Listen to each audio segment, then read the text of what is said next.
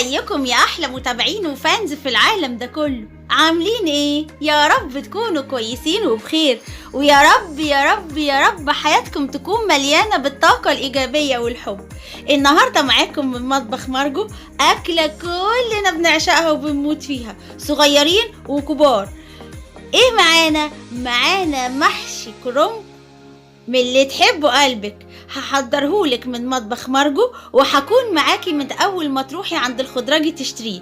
هعرفك ازاي تشتري الكرنبة حلوة، هعرفك ازاي تعملي لها الحشو بتاعها عشان يبقى تحفة محدش كله قبل كده. هعرفك ازاي تقطعي الورق بتاعها عشان يطلع احلى صوابع. هعرفك ازاي تسويه وازاي تغرفيه وازاي تحطيه على السفرة علشان يبقى مشهي لاحلى اسرة وتاكلوا معايا. هقولهولك كله بكل تكاته وحركاته، بس بعد الانترو. انزل يا ابني بالانترو.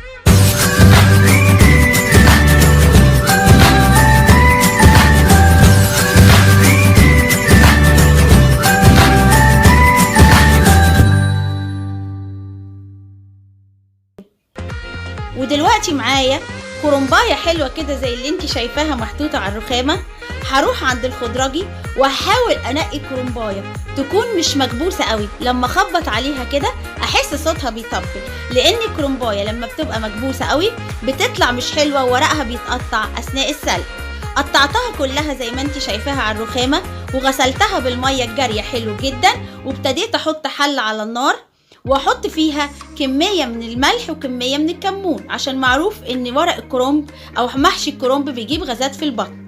طبعا بعد ما المية غليت ابتديت انزل ورقة ورا التانية، انزلها بالمقصوصة جوه المية علشان تستوي. التكاية الاولانية انك مش لازم تسوي ورق الكرنب قوي علشان ما يتهريش معاكي في التسوية. طبعا ورقة ولا ورقة، خليكم تابعيني، هسلق كل كرنب واجيلك، ما تروحيش في حتة تانية، استنيني عشان تعملي معايا احلى محشي كرنب. هخلص كل الكرنبايه سليق في الحلة بعد ما حطيت الكمون والملح، وهجيلك حالا. طبعا ايديا في الورق، بخلص ورقة ورا التانية، مش قاعدة، بنضف الدنيا وبحط الورق اللي اتسلق جوه الصفاية عشان يتصفى من اي مية فيه. في ناس بتعمل الورق وبعد ما تخلصه خالص تحطه في ميه ساقعه عشان ما يستويش تاني، لكن انا بسويه مش قوي علشان احطه في المصفى كده واستكفى. دلوقتي على الرخامه بعد ما الورق برد شويه هبتدي اخد ورقه ورقه واطلع العنق الجامد ده اللي بيبقى موجود في النص، وابتدي احط كذا ورقه فوق بعضها واقطع كل كميه على بعضها حوالي 4 صوابع جنب بعض، وارصه جنب بعضه بحيث ان انا لما اجي احشي اخد ورقه ورقه من الحاجه المقطوعه. يا اما لو عايزه تخزنيه هتخزنيه بالمنظر اللي انا بعمله، تقطعيه على شكل ورق وتحطيه في طبق فل وتحطيه في الفريزر وتطلعيه على الحشو وقت ما انت عايزه. زي ما انتوا شايفيني عماله بقطع في الورق، رصيته على جنب رصه حلوه كده علشان احطه في الطبق الفل. ودلوقتي معايا مكونات المحشي، معايا كمية من الطماطم، ومعايا بصلتين حلوين، ومعايا ملح وفلفل وكمون، وكمية الرز اللي انا هحطها. طبعا غسلت الخضرة اللي هي بقدونس وكزبرة وشبت وحطيتها على جنب. هبتدي دلوقتي امسك البصل بعد ما قشرته وغسلته، هحطه في مكنة ضرب البصل، اقطعه جوليان، وهحط عليه ملح وفلفل وكمون، واضرب كل كمية البصل علشان خاطر اعمل احلى تتبيلة للمحشي. بضرب البصل، اضربي يا بنت معايا حلو، ما يهم، البصل هيتضرب معاكي وهيبقى احلى بصل في الدنيا. حطيت الحله على النار وحطيت شويه زيت، وهبتدي انزل بكميه البصل اللي هي لا تقل عن نص كيلو علشان يطلع طعم المحشي حلو. طبعا كل طبخه فيها بصل بتطلع تحفه. حطيت البصل على النار وسبتها تتحمر، وابتديت اجيب شفشق الخلاط وهضرب الطماطم بتاعتي علشان لما البصل يتحمر انزل عليه بالطماطم زي ما انتوا شايفيني كده. اعصر الطماطم حلو عشان تديني احلى عصير في الدنيا، يطلع معايا المحشي مظبوط. دلوقتي معايا الخضره، البقدونس والكزبره والشبت، بعد ما غسلتها حلو ونشفتها في فوطه نظيفه هقطعها في طبق قطع صغيره جدا جدا. واحسن حاجه تقدري تقطعي الخضره بتاعت المحشي هي المقص. طبعا قطعته والطماطم عماله تتسبك، رحت عشان اغسل الرز بالميه الجاريه غسله حلوه جدا جدا جدا. غسلته وصفيته حلو، رحت على حله الصلصه، لقيت الصلصه اتسبكت. هي دي تاني تكايه، هحط كبشة أو كبشتين من البقدونس والكزبرة والشبت على المحشي أو على الصلصة بتاعت المحشي بعد ما اتسبكت عشان تفوح الريحة وروح طافية. طبعا دلوقتي الصلصة اتسبكت، نزلت بيها زي ما انتوا شايفين، ونزلت عليها بالرز وخدته تقلبتين، وبعد كده نزلت عليها بالخضرة اللي فاضلة وايدي عمالة تقلب فيه علشان كله ياخد طعم بعضه. طبعا نزلت بالرز ونزلت بالخضرة بتاعت المحشي على البارد. مسكت الحلة وابتديت انزل في قعرها الورق الاخضر اللي انا مش هحشيه، فرشت بيه القعر.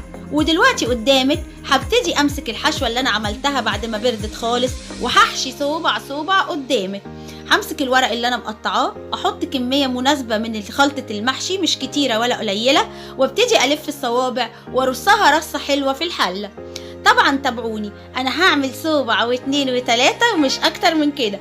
اي مبتدئ اتبعني، اديني حاطه ورقه المحشي، هحط جواها كميه مناسبه الخلطه بتاعتي وهبتدي الفها صوبع كمان. ادي الورقه، هحط كميه من الخلطه اللي انا عملتها قدامكم وهلفه لفه حلوه بحيث اتحكم فيه يطلع مظبوط. طبعا راق ورا راق ورا راق خلصت الحلة كلها. تابعوني وما تمشوش تروحوا في حتة تانية، هخلص كل المحشي واجيلك. ولا ايه، عايزة تتفرجي تاني؟ اديني عمالة بحشي صوبع صوبع، بس مجرية الفيديو علشان خاطر ما ياخدش وقت طويل. استنوني وما تروحوش لبعيد، هخلص كل صوابع المحشي واجيلكم علشان اعرفك ازاي تسويه عشان اهل بيتك ياكلوا احلى محشي في الدنيا. كل يوم هيقولولك عايزين محشي، بس انت لو تقدري تصدي. طبعا المحشي معروف انه من الوجبات اللي بتبقى حلوه جدا جدا ومشهيه لاهل البيت، بيحبوها قوي.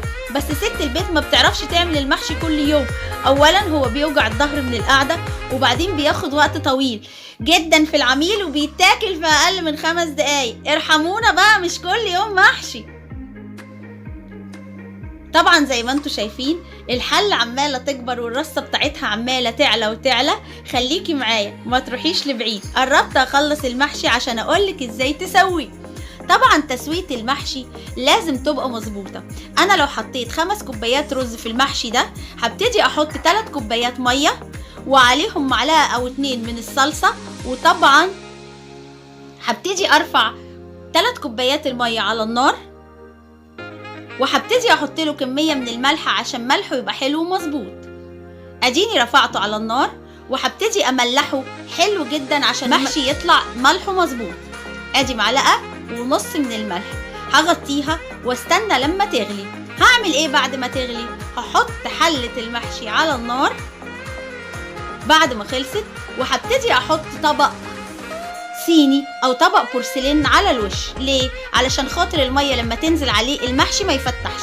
هنزل بالميه على حله المحشي اللي هي عباره عن 2.5 كوباية او 3 محيقين حلو، وهسيب النار عاليه، وهرج المحشي رجه كده او اهزه حلو في الحله عشان الميه تتخلله. هغطي عليه واسيبه قيمه حوالي تلت ساعه يغلي على نار عاليه، وهبتدي احس ان المحشي ابتدى يتشرب من جناب زي ما انتوا شايفين الميه قلت. هبتدي بعد كده ارفع الطبق اللي انا كنت حطاه وهوطي النار عليه لحد ما ينتهي في التشرب بتاعه. شايفين المحشي ازاي بيلمع وشكله جميل؟ طبعا الزيت اللي انا حطاه مخليه بيلمع. الصلصه اللي انا حطاها في الميه بتاعه التسويه مخليه لونه احمر وجميل. انا عايزاكوا تيجوا تشموا الريحه معايا. ريحه المحشي والخضره بتاعته تحفه، يامي يامي. عاشت ايديكي يا شيف مارجو، احلى محشي ده ولا ايه؟ رفعته من على النار استوى. هبتدي اغرفه في الاطباق بتاعتي ليا ولاسرتي. طبعا زي ما انتوا شايفين شكل المحشي مشهي جدا. لازم تغرفيه بشكل حلو وتحطيه على السفرة بشكل حلو علشان العين بتاكل قبل البق. ودلوقتي لو شفتي طريقة عمل المحشي معايا وعجبتك طريقتي، اكتبيلي في كومنت من تحت انت عجبك ولا لأ، جربتيه ولا لأ، بتتابعيني منين. استنيني في الأكلة الجاية من مطبخ مارجو. باي باي.